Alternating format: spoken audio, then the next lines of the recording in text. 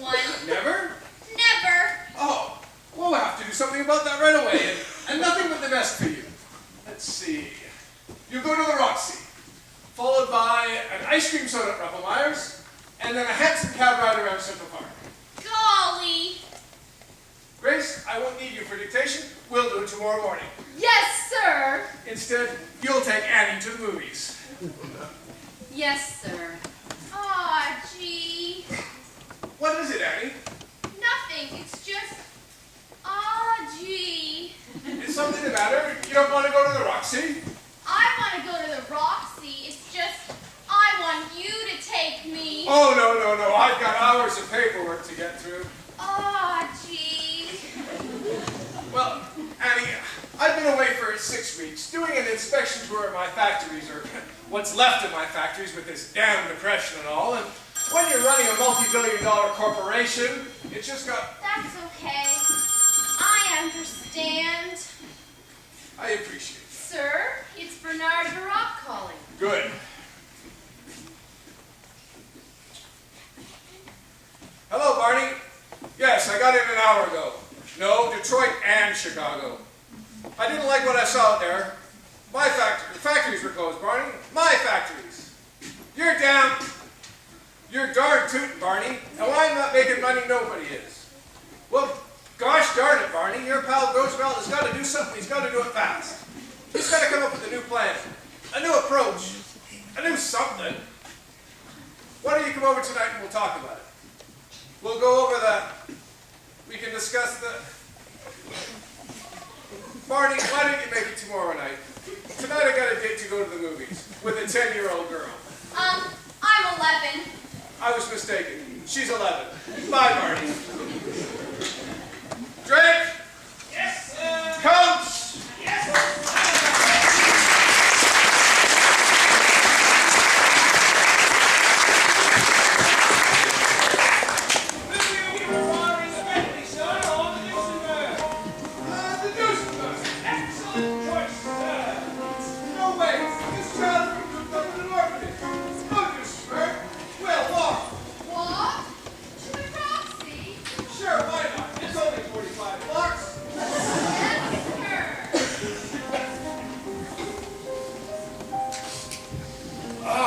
Smell that marvelous Fifth Avenue bus fumes. There's no air like the air of New York, and you don't realize how much you've missed it. The whole damn city, until you've been away from it for a while. Like the man says, after New York, every place else is Bridgewater. NYC. What is it about you? You're big. You're loud, you're tough. NYC. I go years without you. Then I can't get enough. Enough of cab drivers answering back in language far from pure. Enough of Frankfurters answering back. Brother, you're in NYC. Too busy, too crazy, too hot. Too cold, too late, I'm sold again on NYC. Come on, you slow folks, we gotta get to the Roxy before the prices change. NYC, the shadows and sundown, the roofs that paint the sky. NYC, the rich and the rundown, the big parade goes by. What other town has the Empire State Animania 5'2"? No other town in the whole world can have compared to you. Oh, NYC.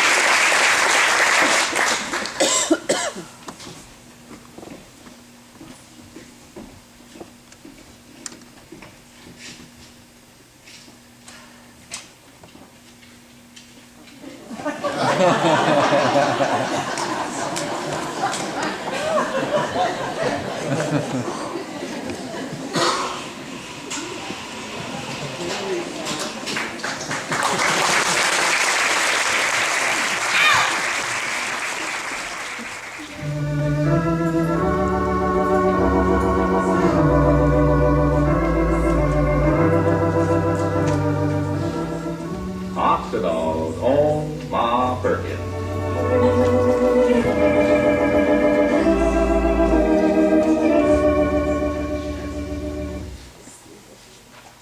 Ma's daughter Faye is going to marry Carl Michaels. On Friday, Carl went back to Chicago. Carl? Don't go back to Chicago. But no sooner had Carl left town than Dr. Andrew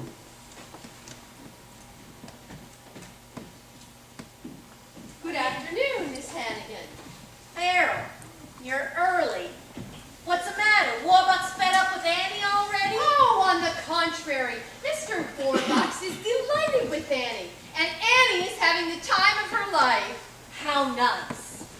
And they wanted me to come back over here and tell you all about it. And she just loves her coat. And oh, Miss Hannigan, they're almost inseparable. You wouldn't believe it. They go to the Roxy, and they've gone to the stock exchange. And guess where they went yesterday? The Waldorf? The Automat. The Automat? And that coat. She loves it so much. Well, she never takes it off. Never?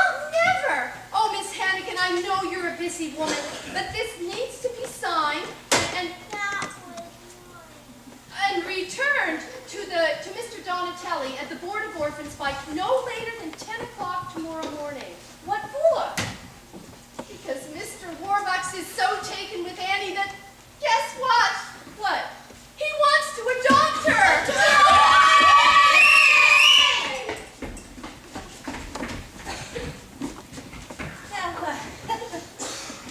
How nice! How wonderful! Now, let me get this wonderful news straight. Annie is going to be Warbucks' kid. The daughter of a millionaire? Oh, no. The daughter of a billionaire. A billionaire? And Mr. Warbucks asked me to drop by in person and let you know that Annie won't be coming back here ever. Ever? Not Oh, my. Could you just excuse me, just for one moment? Just a moment.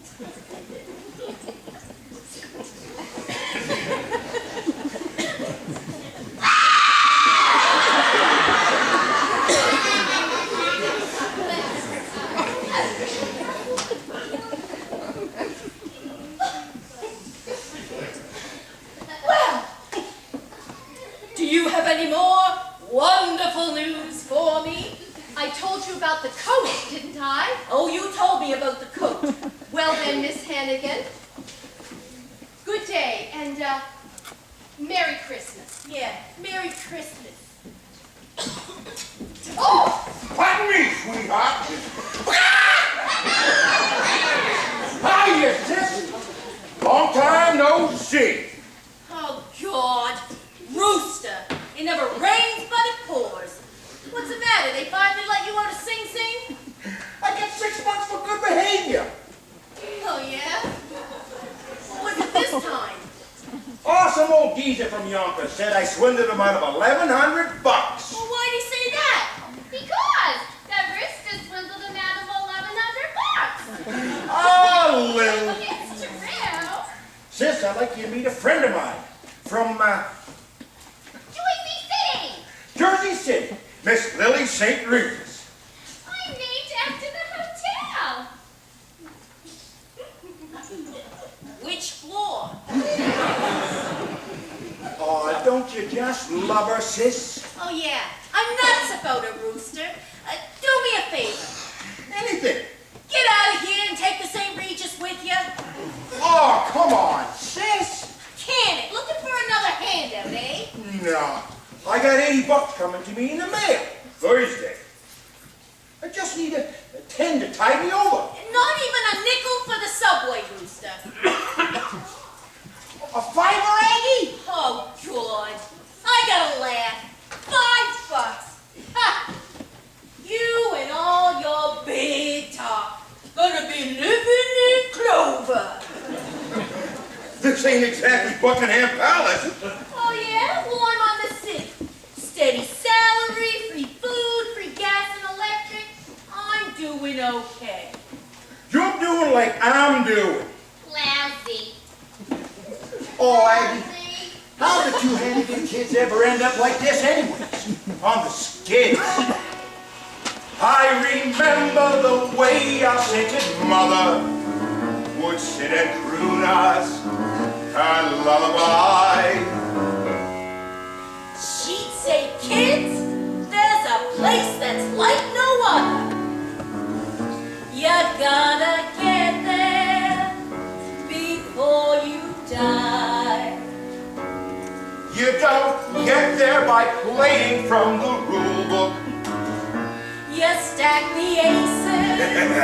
You load the dice. Mother dear, oh, we know you're down there listening. How can we follow your sweet advice to easy street, easy street, where you sleep till noon. She'd repeat, easy street, better get there soon. Hey, who was that dame I bumped into on the way in? Oh, she looked like she had a couple of dollars.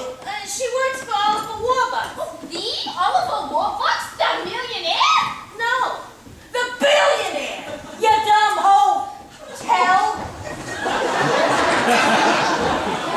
Says she works for him up in his mansion on Fifth Avenue. Fifth Avenue? He don't live on Fifth Avenue. He don't? Well, where does he live then? Easy street, easy street, where the rich folks play. Where they play all day. Move their feet. Move them ever-loving feet. Easy street, when you get there, stay. Easy street, easy Shut up. Hey, what that dame want anyway? She brought me the wonderful news that Annie, one of the orphans from here, Annie, God, I hate that kid. She's getting adopted by Warbucks. Gonna have everything. That rotten kid is gonna have everything. crummy orphan, living in the lap of luxury. That ain't fair. Nah, it ain't fair. It ain't fair how it's ground to be a Warbucks. Well, she gets Warbucks. The little brat. It ain't fair. This here place is driving me nuts. While we get peanuts, she's living fat. Maybe she holds the key, that little lady, To get more bucks. instead of less. Maybe we fix the game with something shady. Where does that put us? Oh, tell her. Give you one guess. Yes! Easy street, easy street, Annie is the key. Yes, sirree, yes, sirree, yes, sirree, yes.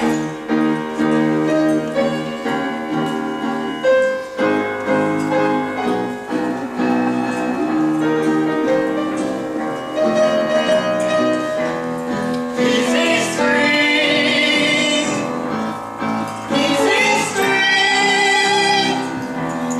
where we're gonna be.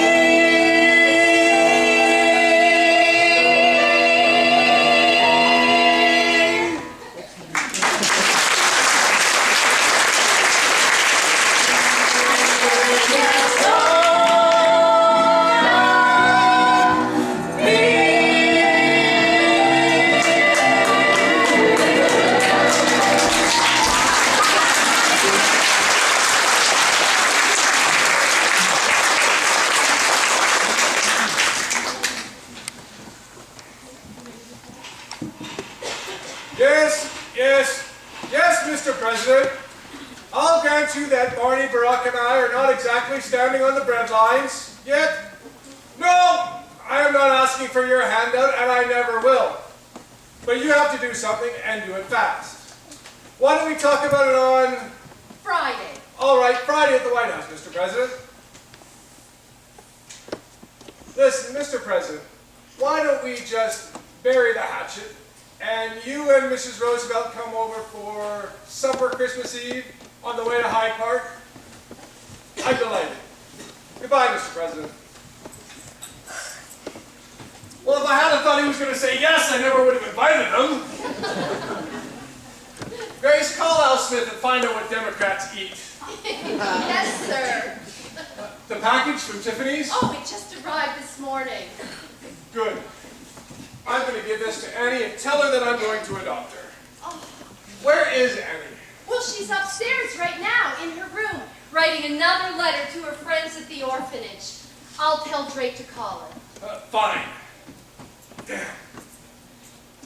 You don't need to be nervous, sir. She's going to be the happiest little girl in the world. Well, you're damn right she is, and I'm not nervous. And get her down here. Drake! Mr. Warbucks will see Annie now. Miss Annie, Mr. Warbucks will see you now. Thank you, Mr. Drake. Hello. Hello, Annie. How are you today? Fine, thank you. And how are you? Fine. Annie, have a seat. The time has come for the two of us to have a serious discussion. You're sending me back to the orphanage, right? Annie, can we have a man-to-man talk? Sure. Annie, I was born into a very poor family, in Hell's Kitchen, right here in New York. Both my parents had died by the time I was 10. And I made myself one promise, that one day, one way or another, I was going to be rich. Very rich. That was a good idea. By the time I was 23, I'd made my first million. Within 10 years, I turned that into 100 million. Boy, in those days, that was a lot of money. Anyway, Annie, I have to tell you that money is all I've ever cared about. And I was ruthless to those I had to climb over on the way to the top. Because I've always believed in one thing. You don't have to be nice to them on the way up, if you're never coming back down again. But lately, I've come to realize something. It doesn't matter how many Duesenbergs or Rembrandts I have.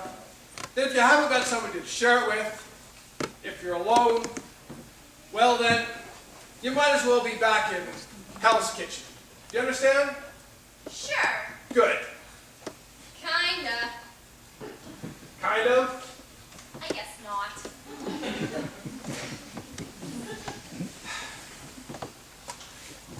I was in Tiffany's yesterday, and I got this for you. Thank you, Mr. Warbucks. You're so nice to me. I had it engraved. Ah. Gee. It's a silver locket, Annie. I saw that old broken one you're always wearing, and I said to myself, I'm going to get that kid a nice new locket. Thank you, Mr. Warbucks. Thank you very much. Here, why don't we just help you